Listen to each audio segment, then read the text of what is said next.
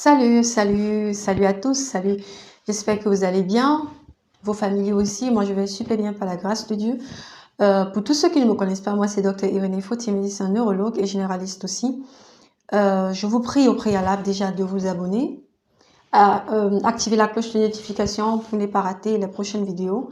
Et une autre chose, l'abonnement est gratuit et ainsi, vous pouvez aussi recevoir vos consultations gratuites. Et pour vos consultations gratuites, envoyez vos problèmes de santé inbox sur Messenger pour le respect du secret professionnel. Donc, ça veut dire tout le monde ne saura pas de quoi vous souffrez ou bien vos familles.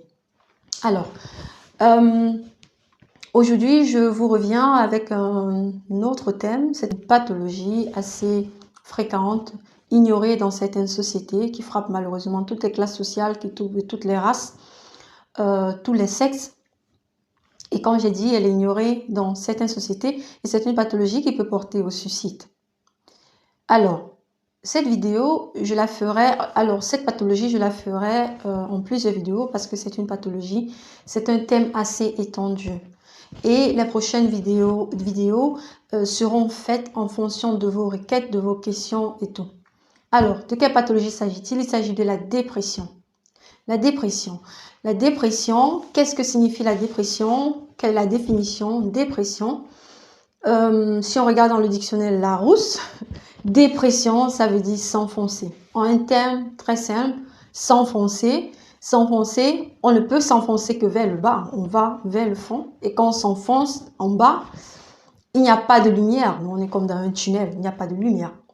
Alors, la dépression, c'est une maladie mentale caractérisée par un état de tristesse permanent, d'irritabilité, de nervosité, manque d'estime de soi, manque d'initiative, perte d'intérêt à faire toute chose, perte d'énergie,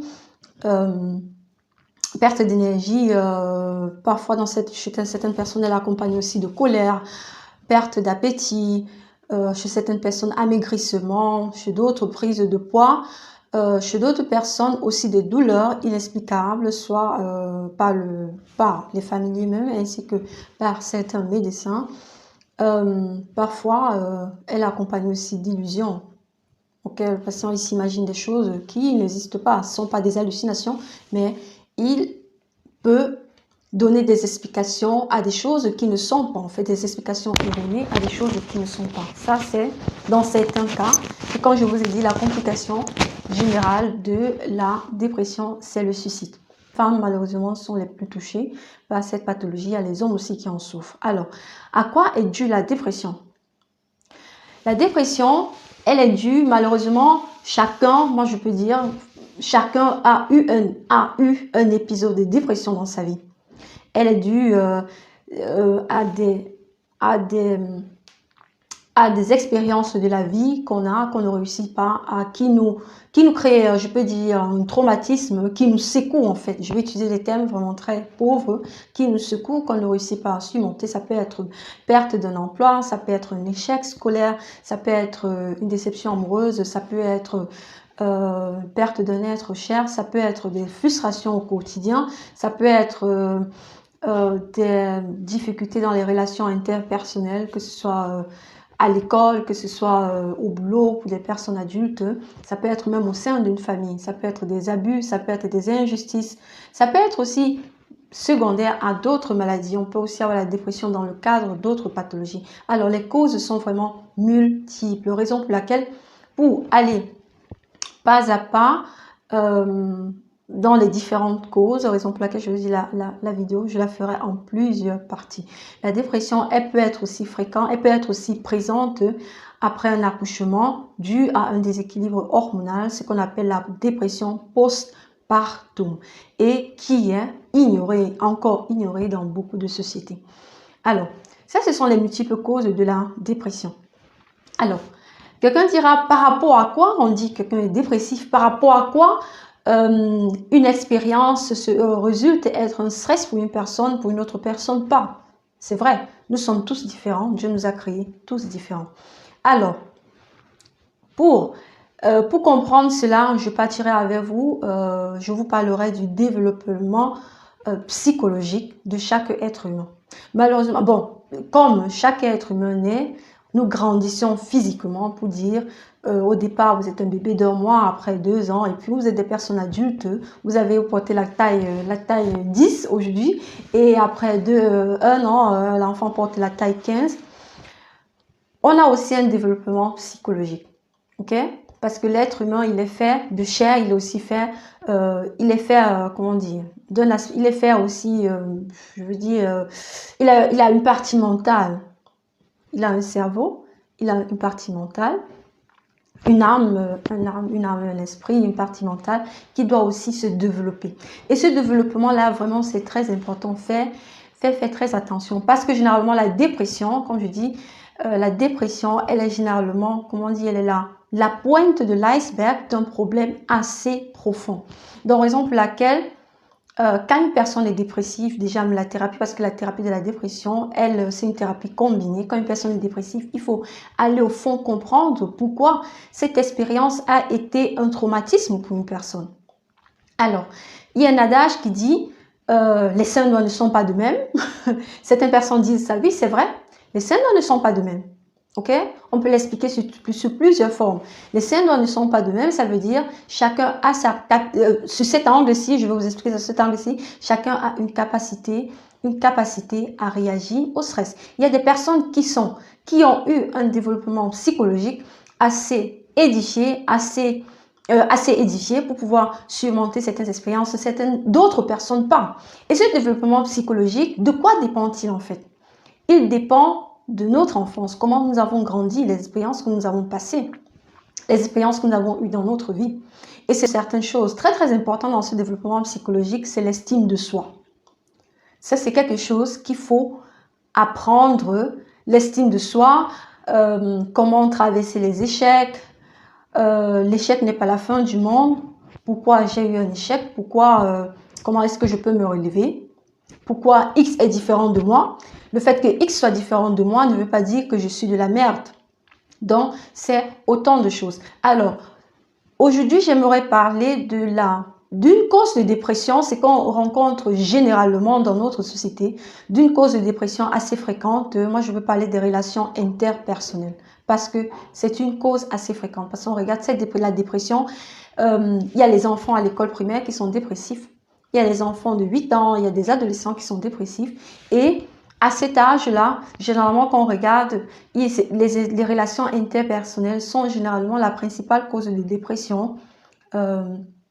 Chez cette classe d'âge-là, il y a des personnes adultes aussi qui souffrent de dépression à cause de ce problème-là. Les relations interpersonnelles, raison pour laquelle la fois dernière, quand j'ai fait l'annonce de la vidéo, j'ai cité 2 pensées, celle d'un philosophe et celle des Saintes Écritures. Alors, celle du philosophe qui dit l'enfer c'est les autres, et celle de Sartre, celle des Saintes Écritures de Jésus qui dit aimez-vous les uns les autres. Et puis aussi, je vous ai cité, dans le même cadre, il y avait aussi, nous sommes différents, nous sommes tous différents, mais nous sommes tous importants. Parce que ça, c'est très important.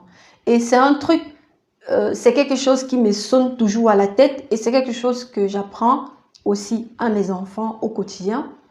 Que c'est pas parce que X est tel enfant a tel atout qui est apprécié de tous, qui fait de toi une merde. Vous êtes tous différents, mais vous êtes tous importants. Ça, c'est très important. Alors, je rentre dans le cadre des relations interpersonnelles. Ok, parce que généralement, c'est ça.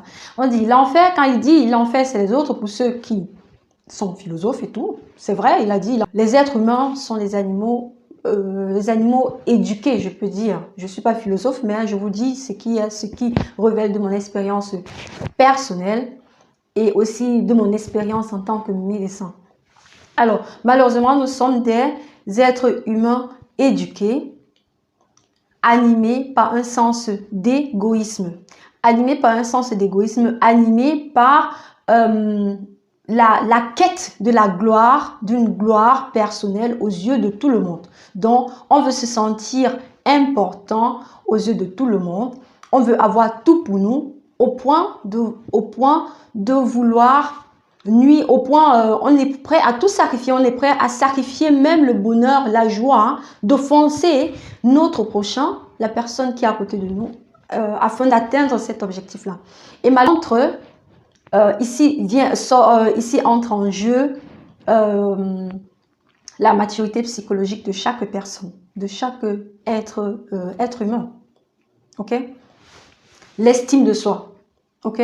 Ici entre en jeu cet aspect. Donc, la personne qui n'a pas atteint cette maturité psychologique, ce développement psychologique assez édifié et tout, se sentira lésée. Vous verrez, il y a certaines personnes qui, parce que ça commence comme ça commence par l'anxiété, la peur et tout. Il y a certains enfants qui n'iront plus à l'école. Il y a certains teenagers qui ne vont plus à l'école à cause de cela.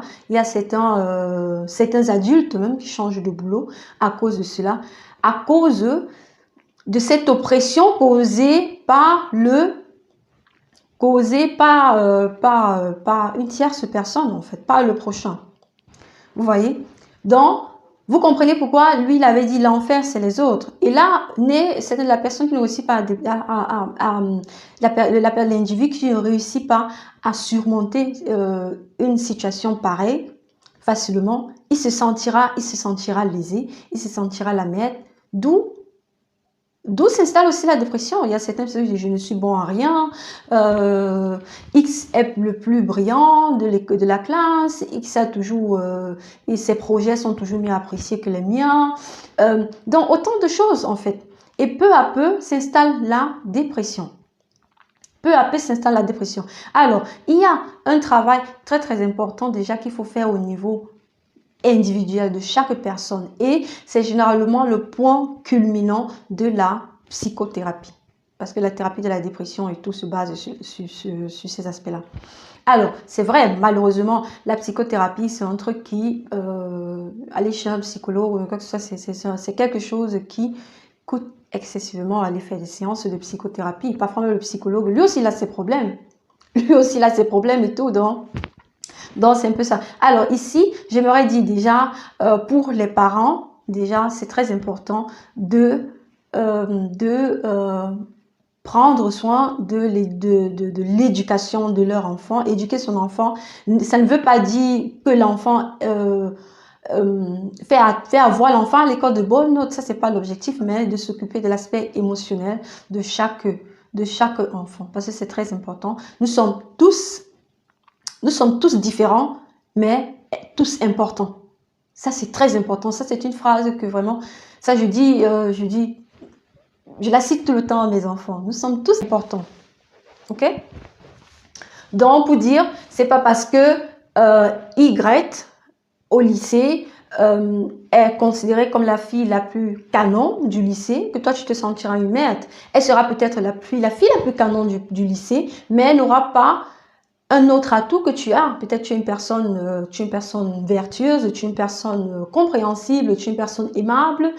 Et ça, c'est quelque chose, c'est une qualité que tu as, que tu dois valoriser, qu'une autre personne n'a pas. Mais ça ne fait pas aussi d'une autre personne la merde parce qu'elle n'a pas cette qualité. Donc, vous dire, nous sommes tous importants.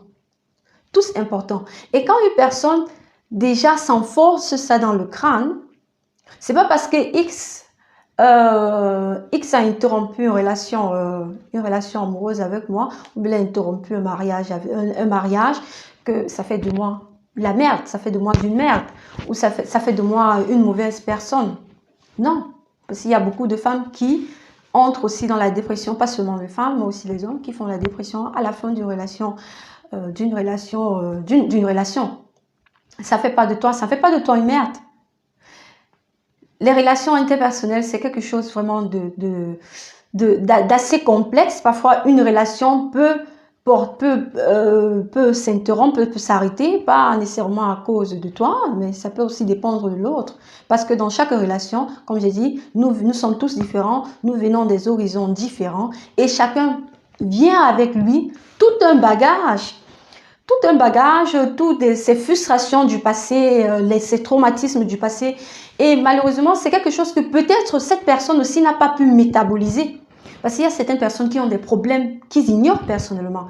Et malheureusement, on ne donne que ce qu'on a. Si je suis une personne plein de frustrations, plein de traumatismes que j'ai eu, que je porte sur mon dos depuis mon enfance et tout, c'est clair que dans mon entourage, je n'offenserai que des personnes parce que j'ai été une victime et je crée aussi des victimes autour de moi, parfois sans s'en rendre compte.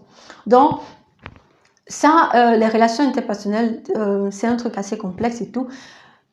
C'est quelque chose qu'on pourra, si vous le voulez, on pourra approfondir dans une prochaine vidéo, mais j'ai dit, ça dépendra de vos requêtes. Alors, aujourd'hui, je m'arrête là en ce qui concerne la frustration, les frustrations comme cause de dépression, les relations interpersonnelles comme cause de dépression et tout. Il y a encore beaucoup à dire, il y a tellement de choses à dire. Et ce que je donnerais comme conseil, ça c'est une phrase et tout, ça c'est que je prononce, je dis tout le temps à mes enfants, nous sommes tous, les syndromes ne sont pas de même, on va vous le dire tous les jours, c'est vrai, les syndromes ne sont pas de même, mais ça ne veut pas dire que le pouce est plus important que l'annulaire ou bien quoi que ce soit, non, nous sommes tous importants, ok? Nous sommes tous importants. Sur ces 5 doigts-ci, si on vient enlever 2 doigts, on enlève l'indice, par exemple, et tout, tu ne pourras pas bien, on t'enlève le pouce, par exemple, tu ne pourras plus bien te boutonner, ou bien tu ne pourras plus, l'annulaire ne pourra plus, seul ne pourra pas prendre la fonction de tous les autres. Donc, nous sommes tous importants. C'est ce qu'il faut s'enfoncer dans le crâne. C'est ça. OK? Alors, si la vidéo vous a plu, si vous avez des choses qui ne sont pas claires, vous avez des questions, vous pouvez les poser en commentaire et tout. Si vous avez des critiques, vous pouvez aussi poser vos critiques et la prochaine fois, on améliorera. Prenez soin de vous. La santé, c'est le meilleur cadeau que Dieu nous a donné. À la prochaine. Bye bye.